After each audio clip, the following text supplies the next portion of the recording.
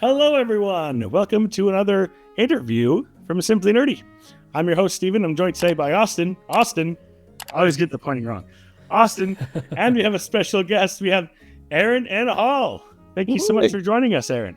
Hey, guys. Excited to be here. Aaron and I met at Dragonsteel. So, funny story. We had a booth just for the first day. We were wrapping up, and I had to quickly escape because my wife's quartet had a performance. So I was kind of on my way out, getting ready to help them do with their live stream. And Aaron sees my shirt and he says, Simply Nerdy. I think it was a hoodie, actually. And you were like, hey, I'm a nerd too. And I was like, oh, I got to talk with this guy. I was like, hey, what's your name, Aaron? Oh, cool.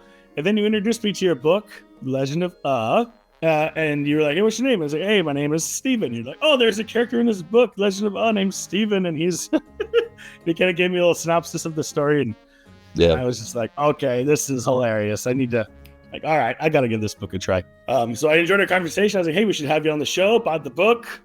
I read the book, and so now we're here. Thanks for giving it a shot, Steven. Yeah, Friar Steve is really cool. He's a crowd Friar favorite. Steve. Yeah. Oh man, I love it. So thank the goddess you are here. Well done. Yeah, that's terrific. Aaron, why don't you tell us a little bit about yourself and about some of the books that you've written? Because I know Austin here is fairly new. I'm fairly new myself. I mean, that's the only book I've read from you, so it'd be nice to get a little introduction of you. Yeah, absolutely. I mean, I've been writing books since I was about 15 years old. I started with the Wevlian Chronicles, which is kind of my Christian epic fantasy trilogy. It's okay for ages like 12 and up. It kind of feels like a mix between Game of Thrones and Chronicles of Narnia. Then I wrote the Hammerfist series. My Name is Hammerfist, part 1 and 2. It's a superhero satire that kind of lovingly pokes fun at the superhero genre while kind of like turning those tropes on its head and just kind of being self-aware about it.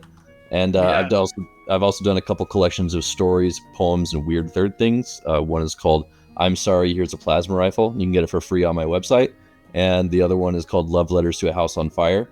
But my latest work is my young adult fantasy comedy called The Legend of which is you just got done reading. But it's about a boy named Sir Dashing Jr. who only got knighted because they couldn't knight his dad twice.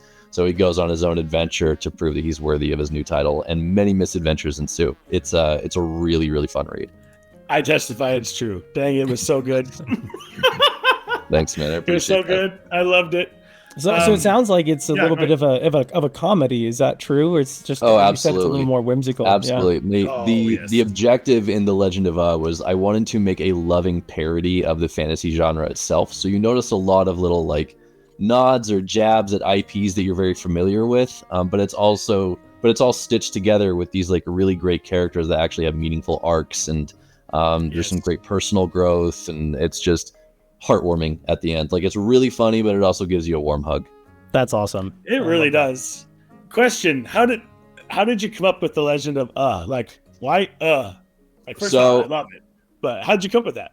Like the name why did I decide on that? Because it's funny, you know. I feel like that itself is almost a parody on the names of fantasy things, because sometimes you get these like long, complicated, hard to pronounce names of characters or places or dragons or whatever. And I figured, you know, what if I just made the territory a sound? Let's just, you know, like in Adventure Time, it's like the land of Ooh, but it's spelled with 3 O's. So I'm like, you know what? I'm going to take a leaf out of Adventure Time's book and call it the territory of But yeah, I mean, the idea of the story itself, though, was founded by, it's loosely based on a D&D campaign that I had with some close friends years ago. That's awesome. Yeah, we came up with these like goofy, fun characters that we campaigned as. I was Friar Steve. My friend Brando was Pebble, who we meet about, you know, a third of the way into the book. And my friend Zach was Sir Percival Buttons, who you meet throughout the book at a few different points. So I took a lot of creative liberties with it, but the idea began from this D&D campaign that I had with some close friends. I was actually going to ask you about some of those characters and about some of the things in the book. Austin, I'll try to stay as spoiler-free as I can. Yeah, I appreciate it, as I'm sure some of our listeners would too. Yeah. Yes. It seemed like you were like using some like real-world people as some of your inspirations for some of these characters, like Sandy Brambleton. Remember you said that? Yeah, so And the early, particular thing that he does, early on in the book, you meet this character who's a famous author named Sandy Brambleton, who believes he's been cursed by the local witch to write nothing but big books. He can't help himself from writing just really big books. So he asks the heroes to go talk to the witch and kind of convince her to break the curse. And it turns out things are not as they seem. But it's, yeah. Okay, Yeah. I was like, this has got to be Brandon Sanderson, but this is hilarious. It's funny. I emailed Brandon's team and Dan Wells's team because his assistant in the book is named Daniel, like spelled like the swear word damn, IEL. And he is described the same way that Dan Wells looks as well. So I reached out to both of their teams and I was like, hey, you guys may or may not be characters in this book for like one chapter. Can I like send you some copies? Would that be cool? And both of them accepted. So Brandon Sanderson has a copy. Dan Wells has a copy. It's Travis Baldry, who wrote Legends and Lattes, also has a copy because there is a very like quick reference to Legends and Lattes at the very beginning of chapter 6. But so they all have copies. I don't know if they've read them, probably not, but they are in possession of them, and that's kind of cool. That's awesome. Yeah, that is way cool. Another fun reference, it was actually at the very beginning of the book, page 5. It was, I don't remember the name of the character. He was like one of the leaders in the main character's own hometown, and he's eating this tomato. And it popped like a zit, is how you describe it. And I was like, the instant image I got was Lord of the Rings.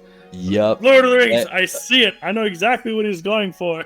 Everybody catches that. I was like, I'm going to slip in a little like Denethor, like cherry tomato pop in this, like just one line. That's all you need. But his name's Master Mazer. He's like the governor of Aragorn, where the main character is from, which is also named after a Lord of the Rings character that didn't make it into the movie. So, I missed that one. So all the super nerds who are familiar with the books, they'll know. Know. Oh yeah. So if you're a big fantasy nerd, you'll recognize a lot of references to like different IPs, whether it's movies or even like video games.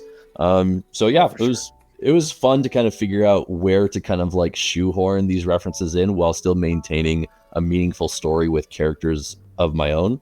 But I think it worked really well. Oh, that's so absolutely cool. He did such a good job, man. Thanks. Yeah. Another one I really liked, sorry, just going on this, was when he introduced, I think it was the Hammerstone Oath Breakers. Yeah. Little barbershop quartet type deal, and then you had like a line, "Say it ain't so," and the first thing that went through my head was Weezer. that wasn't intentional, but you know what? I'll take it. I was even like a Blink-182, like "Say it ain't so, I will not go." Yes. That's definitely a big generation of music. Perfect. Yeah, that's great. It was awesome. Yeah. So your inspiration was mostly from that campaign then that you said you had D&D. Yeah, well, I mean, when I was adventuring with the guys years ago, I kept telling them, like, I'm going to write a book on this someday. Like, that's my promise to you guys. I'm going to write a novel based on our adventures. So, when I had just gained enough experience from writing the Wevlian Chronicles and the Hammerfist series, I just felt like it was time. It's about that time to write the Legend of and, give it some life. So that's what I did. Any chance you're going to write a sequel to the Legend? Is that kind of what? Yeah, like I've already started outlining the second Legend of because I did structure this first one as a standalone, so it like beginning and end, and it kind of like wraps up nicely and it's its own thing. But man, I just had so much fun writing it and like enough people are asking for a sequel that I'm like, I gotta give the people what they want, and I've got some really cool ideas. Where this first book feels kind of cozy, like the stakes aren't too high. It's all about just DJ proving his worth. But the second book is going to have some actual, like, the danger is real stakes, and our heroes are going to have to do hero things. So it's going to be rad. Oh, I'm so excited. That's really cool. First, everybody. That's Austin, right. do you have a question? You got the news here. Yeah, I was just going to ask you. I wanted to know kind of what your process is as far as writing. As writing goes, do you feel like when you're in creator mode, I guess, do you outline your stories in detail, or do you prefer to just kind of discover it as you go? I'm definitely more of an outliner. I leave myself the grace to be a pantser when I need to be, because sometimes you'll create an outline for a book, which I usually do. I'll create a document that's just I kind of figure out what the arcs of every character needs to be, like how do they need to grow by the end of this upcoming book, and then I'll just make an outline of a bullet point per chapter, essentially. This happens, so then this happens, so then this happens, so then this happens, and just go down until I reach the end of the book. And that's when I start making that first draft, and I'll give myself a quota of like 1,200 words per day. Because nice. because writing is like my side thing. It's not my full-time job yet, so cross my fingers for that sometime soon. But but I mean, it is. I do like making an outline and then writing to that outline, so there's no question of what happens next. But occasionally, I will reach a point where it's like, actually, it would feel better if the story kind of went this direction, and just having the bravery to do that instead of sticking to the comfort of the outline, because ultimately you're just trying to make a compelling story. So that's kind of my process in a nutshell. Did any of your characters surprise you during the writing process in terms of like their character development or growth, or kind of where you went with them? In terms, you know what? Yes, actually, because DJ is the main character, Sir Dashing Jr. He goes by DJ for short. On my initial draft of the book, he didn't change too much as a person from the beginning to the end, because I had mostly written the book to be this kind of like fun parody of the fantasy genre itself. So I feel like his character development wasn't quite as strong, but it was the feedback that I got from a couple of beta readers that were like, he doesn't really change that much throughout the book, and you need to give him a weakness, you need to give him a limp, like something, And so I decided, you know what, I'm going to make him like a little bit more of a coward at the beginning of the book, where he is the son of this famous knight and he feels like he's not going to be able to fill those shoes. And he kind of wants other people to fight his battles for him if he can get away with it. He's a good kid. He's a good guy. But like, if there's any chance that he can go on this adventure while other people are kind of like taking care of him a little bit, he's going to do it. But thankfully, Francis in the group, who's like this really big, strong orc who loves literature and is kind of a gentle giant type, he kind of nudges DJ into the role of a knight, where he kind of pushes him into these opportunities like, hey, you have to be the one to make the decision here. You have to be the one to lead here, because this is your quest, And over time, you just see DJ become more confident in himself and grow in these skills and kind of adopt skills that he didn't think he wanted to, he just learns to respect himself more. Yeah, I loved his character growth. I thought it was awesome. Thanks, man. I recently, The Legend of got an audiobook. I forgot the name of the guy that you got to read it, but Adriel what was Brandt. That process like? Yes. Yeah, because he did such a good job on those accents. The accents. Oh yeah. Awesome. He's terrific. I mean, he's just an absolute chameleon with his voices and the way that he just brings you into the world and makes you like want to be a part of it instead of just reading the lines. Like he's a terrific audiobook narrator. Honestly, I just saw that he narrated another book from one of my author friends, and I went onto his Instagram, listened to his reel, and I was like, man, this guy's really good. And I hit up my friend Caden Love. That's the name of the author. Actually, he's another pretty prominent author in the indie fantasy space. He's an up and coming name. And I just said, hey man, like how much does Adriel charge? Like, he's pretty good. Oh, he charges this much. Oh, I can afford that. Sick. So I just DM'd Adriel and said, hey dude, I got this book. What's your schedule like? Can I hire you? And it was that simple. We just got going. Wow. That's awesome. Yeah. That's freaking easy. Yeah. I mean, the writing world is actually really small. You'd be surprised. I mean, even reaching out to some of these famous authors, it's just a matter of finding the contact info on their website and emailing their agent and finding an audiobook narrator. You can find them on Instagram, and same with your cover designer. It's a small world, honestly. Yeah. Yeah. Your cover designer did a great job too. Thank you. I mean, it was great. Yeah. He was a guy in my ward actually back when I lived in Orem. He had an Instagram where he kind of posted his own illustrations, and I wanted something that felt a little Adventure Time inspired, something that said fantasy but also like lightheartedness, very YA audience. And based on his art style, I was like, you know what, I think Al could really crush it with this cover, and he did. I mean, it's just terrific. Yeah, that's so cool. I can totally see the inspiration there. And that's real awesome. Out of curiosity, Aaron, if you could spend a day with one of your characters from The Legend of who would it be and why? Oh, Francis, by far. Oh, for sure, yeah. Good answer. Yeah, because I mean, I'm also like very much a homebody. I'm a chill guy. Like my ideal day out is like I want to go to a bookstore, maybe hit a coffee shop, maybe a museum. And I know like all of those things Francis would be super down for. And he's so intelligent, he's so down to earth and just chill. Like I think Francis and I could really hit it off. I think I'd really enjoy hanging out with him. That would be my answer as well. So, I mean, as much as I'd love to hang out with Steve, Friar Steve, I think Francis would be my answer too. You love Friar Steve. He's so loyal. He has a heart of gold, but all the yelling, dude. He yells everything he says. He can't help it. Like that is just a condition that he has. So he's very loud. He can be very obnoxious, but everyone needs a Friar Steve in their life, honestly. Well, ask Austin. I've kind of got those traits myself. I tend to yell and be the loudest member of the panel anyway. So it was pretty awesome.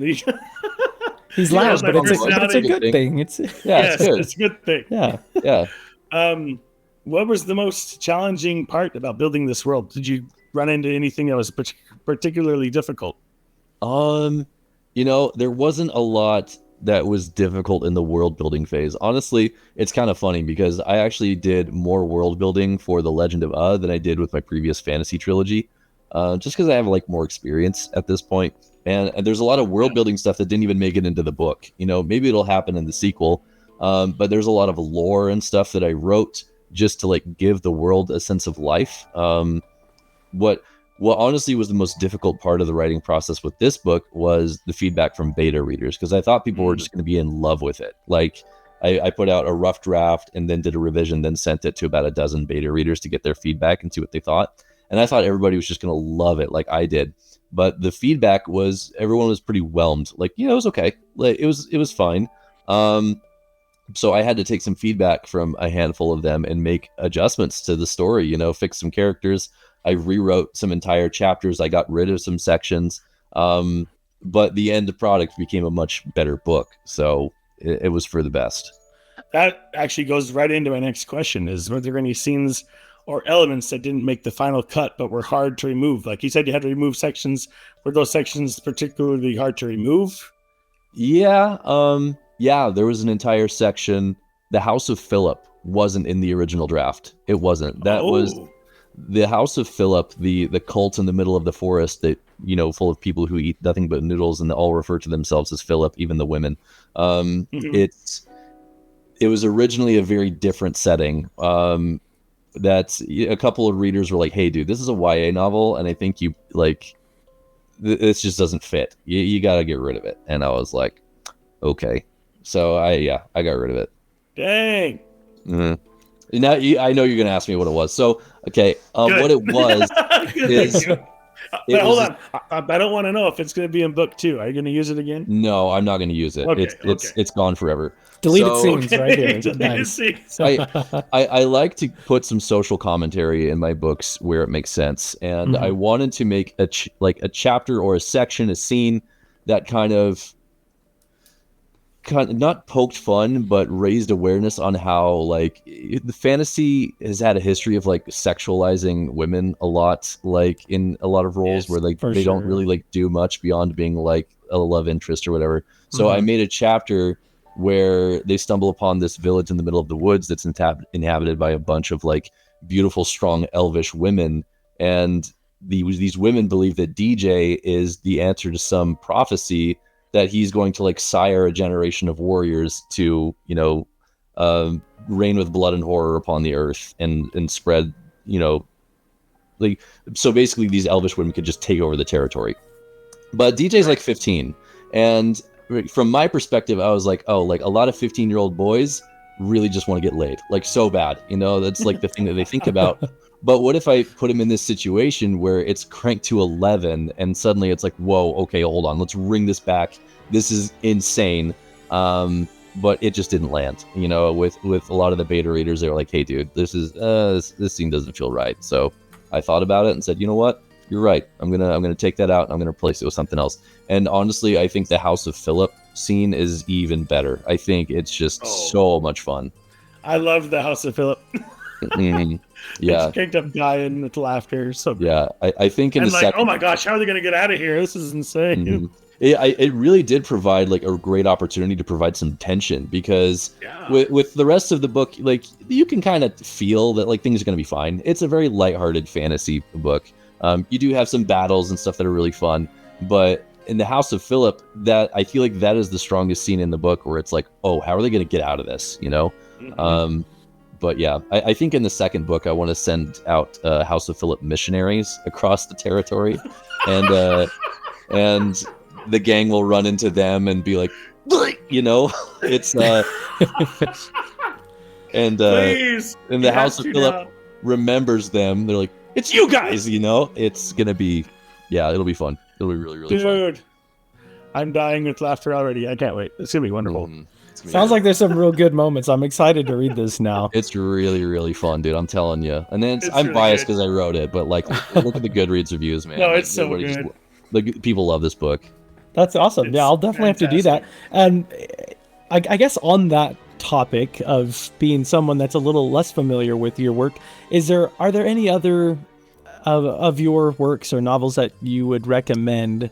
We've talked a lot about the Legend of but are there any others that you would recommend as maybe a starting point, or is the Legend of the starting point for people that are new? It really depends on what you like, because I feel like the Wevlian Chronicles, my original fantasy trilogy, works really well for young people who are just starting to dip their toe into fantasy. Like if you've got a nephew who's 11 or 12 years old and you want to give them some epic fantasy, but you don't want to have to worry about content. Those books are clean. They have great action and swords and political intrigue. It is like Game of Thrones meets Chronicles of Narnia. It's about a boy who is called by a dragon god to be the next king of a kingdom that's fallen apart under the rule of a tyrant. And it follows his kind of reluctant ascension to the throne and war with a neighboring kingdom, and it's pretty cool. But it is like the first book that I ever wrote. I was 15 when I started writing the first book, so now I look at it with very critical eyes, because it's like, you know, I've gotten so much better at craft since then. But some people really love it. You know, some people really like that trilogy.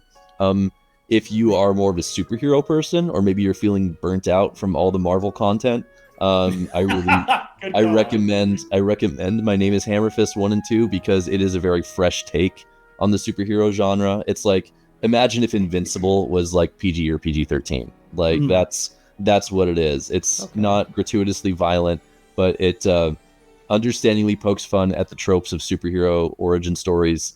And I don't know, but if you're like 13 or older and you would just like a quick, easy read, my collections of stories and poems are really digestible. They're both like 150 pages or less, and you can read each short story in one sitting. The poems, you'll just fly through them. So, I mean, there's a lot of different places you can start with my work. It really just depends on what you like. But if you are a true blue fantasy fan who has seen a lot of different IPs and you're familiar with the genre pretty heavily, like, I'd really recommend starting with The Legend of just because you're going to have a blast with it. Yeah, that's awesome. It's so great. Thanks. I'll probably end up starting with that one anyway, but yeah, it's just because it's freaking fun. Yeah. And it is my most recent work, so I do feel like, you know, I'm as good of a writer as I've ever been right now, and that's my most recent stuff. So I think it's a great book to read. Good. Out of curiosity, you were talking about the trilogy that you wrote when you were 15. Did you write the entire trilogy when you were 15? Okay, no, it's interesting because I started when I was 15. I finished the first draft when I was like a senior in high school. And my plan was to like ship it off and get it published so it could like sell during my LDS mission. And it didn't work out that way, but it's probably for the best, honestly, because that original draft was not ready. It was not a good book. So I went on my LDS mission, came home, and spent like a year revising Foreordained, this first book. And then I self-published it when I was like 22, 23 years old. No editor, no marketing, didn't really have a plan. Like, it's amazing I got good reviews at when the book was in that current stage. But I didn't get started on the sequel until like 6 or 7 years later. It was like after I'd finished college. Nice. I was well into my career, you know, like a year or two into my career. But I had just finished writing My Name is Hammerfist. So it went Foreordained, My Name is Hammerfist, and then Purged. Purged is the second book in the Wevlian Chronicles. So from beginning to end, like, it took like 15 years to finish the Wevlian Chronicles.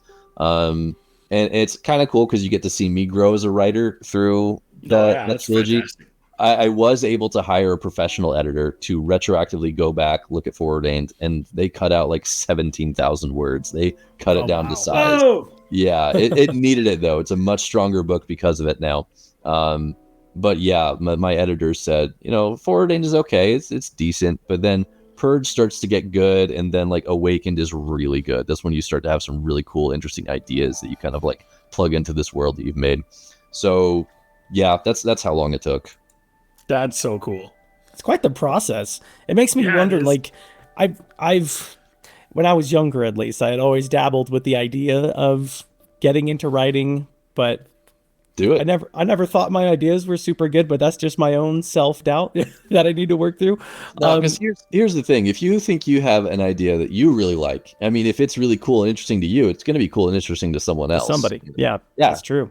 So, I mean, and you are your first audience. Just write for your own pleasure if that's something you want to dip your toe into. Yeah, absolutely. No, that's great advice. That's great advice. Do you have any other advice for our aspiring writers, listeners, that, you've given some great advice about reaching out and having people that you can refer to. I forget what the name of that is. Like beta readers? Beta readers, but also like editors or audiobook readers or publishers. Like, I guess, where would you start in terms of, helping someone get kind of that process down? Well, I don't know. I would want to ask them what their motives are for writing. I mean, like, do you want to be like a famous author doing the events and making like lots of money? Well, the reality is probably you're not ever going to see that. That's extremely rare. If you just love creating, if you love storytelling, that's enough. Like, just go off of that. And remember that you are your own audience first and foremost, so write something that you'll enjoy. Don't just try to write something that you think is going to sell, because that will absolutely suck the joy out of the experience for you. But if you have a story idea that you just think is so cool and you want to give it life, just write it. I mean, you don't have to write the whole book in like a month, but do a paragraph a day or even a paragraph a week. I don't know. The book's going to get written eventually, and you're on no one's timetable except your own. So just make it an enjoyable experience for yourself. No, that's great. I love that. I have one more question for you, Aaron. Are there any upcoming projects or books that you're excited about? I know you mentioned a sequel to The Legend of Oz, so you've heard it here first. But are there any other projects you're currently working on that you're excited about? Actually, yeah. I mean, I'm already writing my next book. It's not The Legend of or the second Legend of I'm outlining the second Legend of right now, so it's getting there. But I'm working on my next collection of stories and poems. It's called Where Should I Put This Woodpecker? Collection of stories, poems, and shopping lists. So I'm going to shadow drop that this summer when it's ready, because I put so much effort into pushing and publicizing the Legend of over the course of months and months and months. Mm-hmm. This time I'm like, you know what? I'm just going to release another quick, short, like 100-page, 150-page collection of stories, poems, and shopping lists. And you'll know it's ready when it's coming out in like a week or two. It's just, hey, here it comes, guys. If you want it, here's the pre-order link. Go get it. Nice. So yeah, sometime this summer, it'll be ready. Sweet. Mm-hmm. Can't wait. Yeah, I can't wait. Yeah, we'll definitely let people know about it on our podcast. So we'll keep an eye out. Absolutely.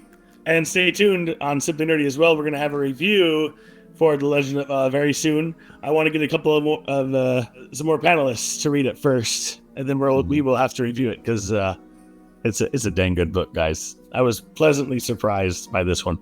I'm glad you had a good time with it. That was the objective.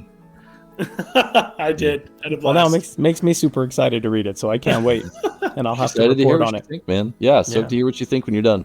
Well, is there anything else you want to mention, Aaron, before we wrap it up?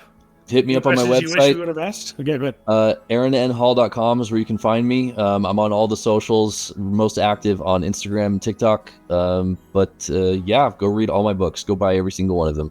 Awesome. Love it. Thank you so much, Aaron. And thank you all so much for watching. If you like this video, please give us a subscribe, like, and ring the notification bell so you're notified whenever we cover more of Aaron's books and for that review that will be coming shortly. And until next time, keep it nerdy.